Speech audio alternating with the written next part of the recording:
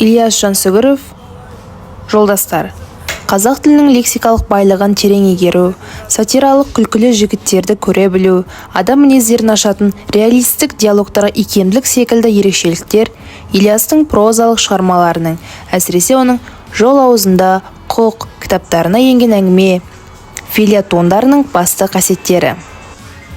Қазақ ауылындағы әлеуметтік таптық өзгерістерді, жаңа психологияны, өндіріс, мәдениет, техникаға бой ұрған адамдарды бейнелеу талабындағы әңгімелер, нақты деректерге сүйеніп жазылған репортаж, очерктер тәжірибесі арқылы өскен қаламгер халық өмірінің кең панорамасын жасауды мақсат еткен қалың оқиғалы, қою тартысты, көп кейіпкерлі Жолдастар романын тудырды.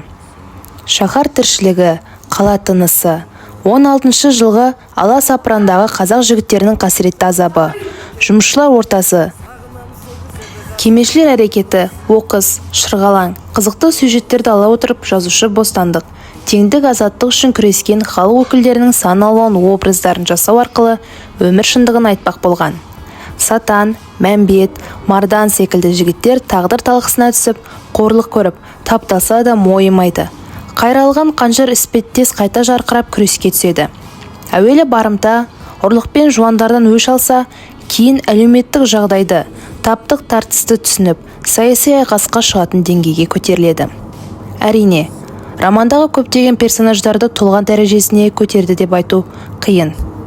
Қазақтың ауыз екі әңгіме айту дәстүріндегі шеберлікті еркін игерген Ильяс жеке бөлімдердің байланысы, композициялық тұтастық, типтендіру принциптеріне келгенде европалық үлгілерді терең меңгермегендігін, проза саласындағы әсіресе роман жазуда тәжірибесіздігін аңғартып қояды.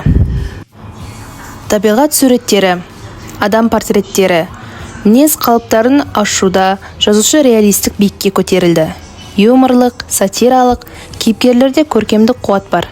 Жазушының суреткерлік қуаты барымта, жұрт синаларын, билер дауы, молдалар айтысын, жұмысшылар ортасын бейнелеуден жақсы көрінді. Бір мысал. Жан-жақты қап-қара түтін басты. Түтін астындағы қараған, тобылғы, бор көздердің бадалы патырлап жанып, аспанға лаулады. Күн шілдесі жаздай қақтап, шақпақтың қуындай туталанғалы тұрған қуыл бетеке аз ғана желдің лебімен отты жан-жаққа әлде қашан алып кетіпті.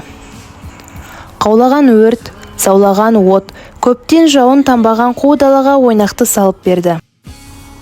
Қарағандар бытырлап, тобылғылар шытырлап, шөптер от шалғысына шабылып, жылан шайын шырылдап, бақа қоңыз құрылдап, тау-тасты өрт алды.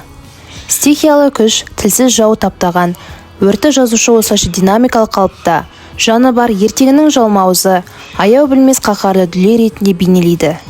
Романның деректі негізін, өмірлік материалын Ильяс зерттеп, жинақтап, іріктеп алған. Қаламгерлік қиялмен өзгерткен, сұрыптаған. Дегенмен, Мұхамедқали Тәтімов, Көлбай Төгісов секілді тарихи адамдардың тағдырымен Мәмбет, Сүбай бейнелерінің ұқсастығын көру қиынға соқпайды. Жолдастар қазақ әдебиетіндегі әлеуметтік психологиялық роман жазу барысындағы алғашқы сәтті тәжірибелердің бірі. Өмірлік мазмұны терең, эстетикалық әсері күшті, сапалы шығарма.